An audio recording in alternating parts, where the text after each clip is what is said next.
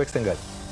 TCS 4124 पर trade कर रहा है, 4100 पर स्टॉप लगाना चाहिए 24 रुपीज का। ऑन द अपसाइड जो टारगेट है करीब 4180, TCS पर ध्यान देना चाहिए।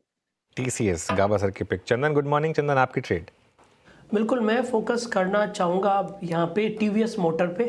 देखिए निफ्टी ऑटो ने पिछले 4-5 दिनों में काफ़ी बड़ा सेलिंग प्रेशर देखा।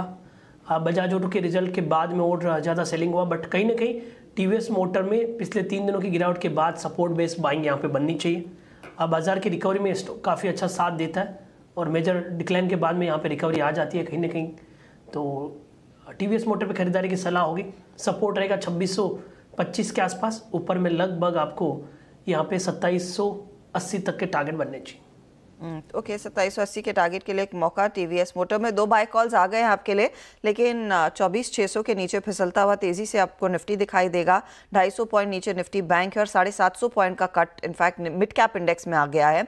तो वो खुलने के साथ ही आप देखिएगा मार्केट तेज करेक्शन दिखा रहा है, स्पेशली मिड कैप्स को लेकर थोड़ी सी चिंता बन रही है। मानस बताइए आपका ट्रेड। तो देखिए ट्रेड है बिकवाली करने का। PFC पावर फाइनेंस पे बिकवाली करने की राय रहेगी। सपोर्ट ब्रीच हुआ है, मेरे ख्याल से अब यहाँ पर गिरावट बढ़ने के चांसेस ज्यादा लगते हैं। शायद 200 मूविंग एवरेज स्टॉक टेस्ट करने की कोशिश करें तो PFC के फ्यूचर में बिकवाली करेंगे। 460.50 के भाव चल रहे हैं। 468 का आपको स्टॉप लॉस लगाना है और 445 के टारगेट सेट करने हैं PFC के फ्यूचर में। अगर चाहे तो 560 का पुट ऑप्शन जो 12 रुपए पे ट्रेड हो रहा है उसमें 8 रुपए के स्टॉप लॉस से खरीदारी करिए 20 रुपए के टारगेट के लिए। ओके, मीनवाइल आज द मार्केट क्लियरली अब वो कुछ उस डबल बॉटम वगैरह के मूड में नहीं है। 24,576 और देखिए अब 175 पॉइंट नीचे। और एक जो लग रहा था ना कि एटलीस्ट बैंक निफ्टी शायद थोड़ा सपोर्ट कर दे आपको, वो भी नहीं कर रहा है। उसने भी हाथ खड़े कर दिए। और इवन देखिए आप एक्सिस बैंक किस तरीके से गिर रहा है यहाँ पर भी, मतलब हायर लेवल से तो थोड़ा वो भी नीचे है, हालांकि अभी भी 2.5% ऊपर है। लेकिन HDFC बैंक एक बार फिर से 1% नीचे, HDFC बैंक, ICICI बैंक करीब 0.5% नीचे, रिलायंस का इम्पैक्ट आ रहा है। अच्छा एक और चीज़, क्या IGL, महानगर गैस जो कल ऑलरेडी गिर चुके थे उसके बाद इतनी ख़राब खबर होनी चाहिए कि 10% और गिरें?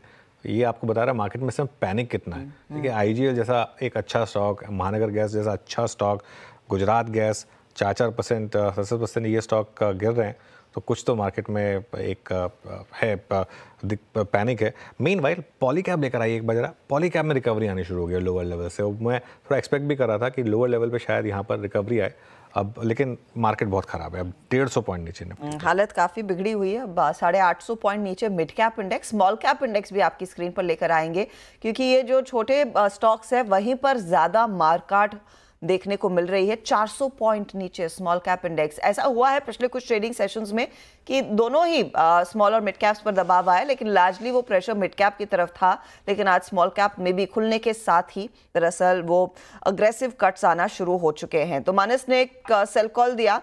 आशीष बहेती बताइए आपका क्विक सिंगल क्या रहेगा? पेट्रोनेट पे बिकवाली की सलाह रहेगी। इसमें भी चार्ट स्ट्रक्चर खराब होते जा रहा है, 20 डेमा के नीचे स्लिप हो रहा है और हमें लग रहा है जिस हिसाब से सेक्टर टेलविंड बना हुआ है यहाँ पे गिरावट और बढ़ते हुए देखने को मिल सकती है। तो 350 का स्टॉप लॉस लगाकर इसमें बिकवाली की सलाह है। 338 का पहला टारगेट एंड 332 के दूसरे टारगेट के लिए। 338 332 की तरफ फिसलता हुआ ये काउंटर। प्रशांत सावंत आपका क्विक सिंगल? जी हर्षा जी, अभी के लिए जो स्टॉक मुझे लग रहा है वो है ACC। यहाँ पे ब्रेकडाउन हो रहा है, करीबन 2250 के लेवल पे स्पॉट ट्रेड कर रहा है और आज का जो हाई बना वो 2265 है। तो 2280 2280 स्टॉप लॉस से शॉर्ट करने की सलाह होगी 1% के आसपास। और यहाँ से जो टारगेट नजर आ रहा है वो होगा 2160 2160 का। और हर्षा जी का अपडेट देना चाहूंगा, कल आफ्टरनून शो में IGL शॉर्ट दिया हुआ था, मुझे लग रहा है वहां पे दर्शकों को काफी अच्छा मुनाफा हुआ रहेगा, वो बांध लेना चाहिए। बिल्कुल, IGL में तो लॉटरी लगी होगी एक्चुअली, जो शॉर्ट कैरी करके चला गया होगा। IGL अब इस समय 10% के लोअर फ्रीज पर।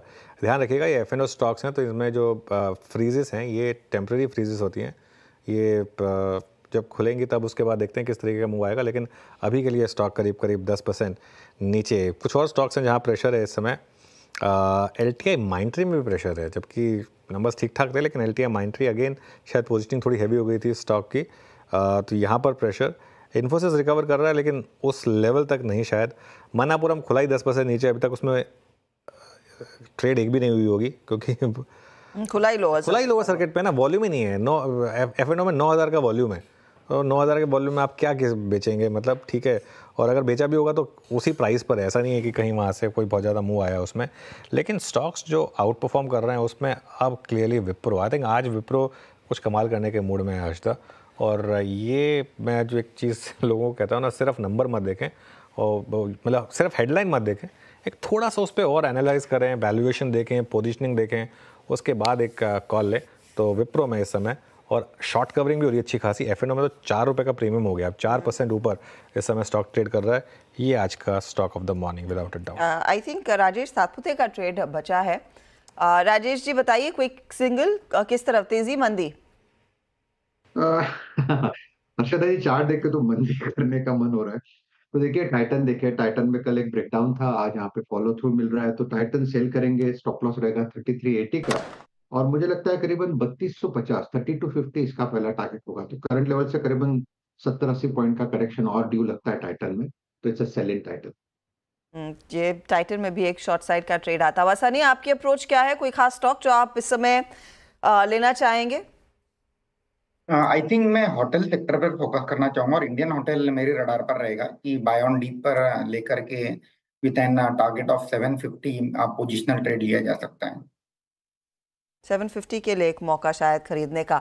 सनी, ये IGL, MGL, गुजरात गैस, इन स्टॉक्स पर मैं आपकी राय चाहूंगी। जेफरीज तो सीधा कह रहा है कि देखिए डी रेटिंग होगी, क्योंकि कंपनियों के पास अभी बैंडविथ नहीं है प्राइस हाइक लेने का, और अगर इनको मार्जिन संभालना है तो इनको वॉल्यूम पर कॉम्प्रोमाइज करना पड़ेगा। तो जिसे कहते हैं ना एकदम कैच 22 सिचुएशन, वो हो गई है इनके लिए। स्टॉक है पोर्टफोलियो में तो क्या करना है?